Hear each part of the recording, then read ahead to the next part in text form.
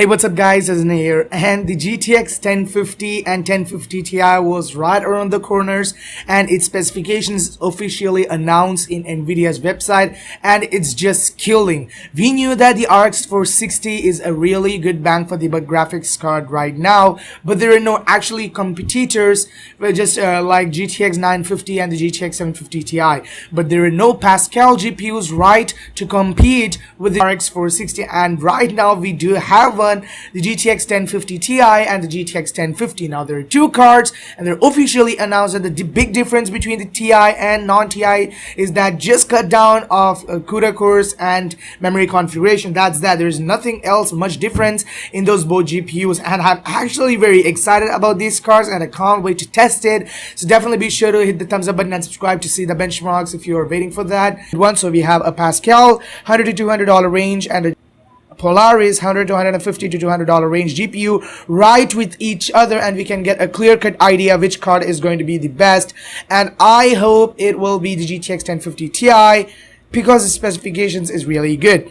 Coming to GTX 1050 specifications, is rocking 640 CUDA cores with 1354 MHz of base clock and 1455 MHz of boost clock, and memory clock speed of 7 gigabits per second, and memory configuration of 2 GB of GDDR5 memory. It's having a 128-bit bus with a memory bandwidth of 112 gigabytes per second, and it's only having 75 watts of TDP. So we have seen that for the 950 and the GTX 750 Ti, we needed an external power connectors if the aftermarket cooler is done if they want so, but for the reference model, and it's recommending that no extra power is needed, and it's also recommending a system with 300 watt power supply to just fit in the GTX 1050.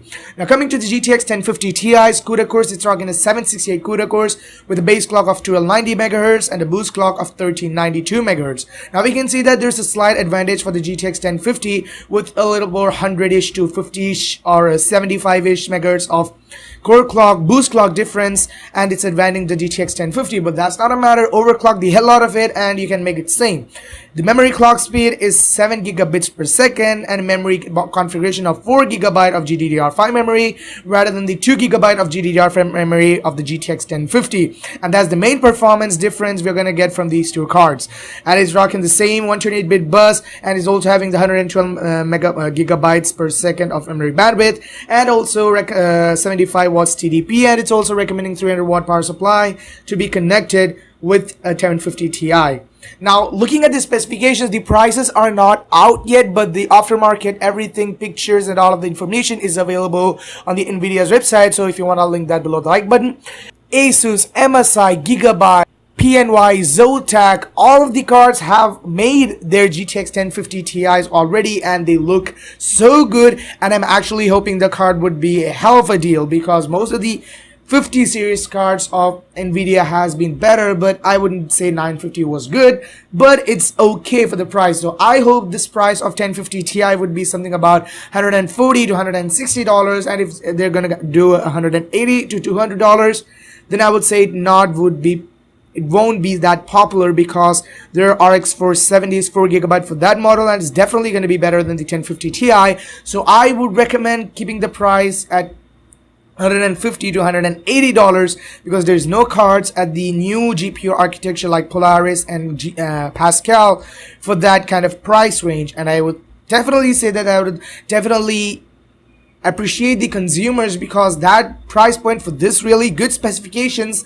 is going to be hell of a deal.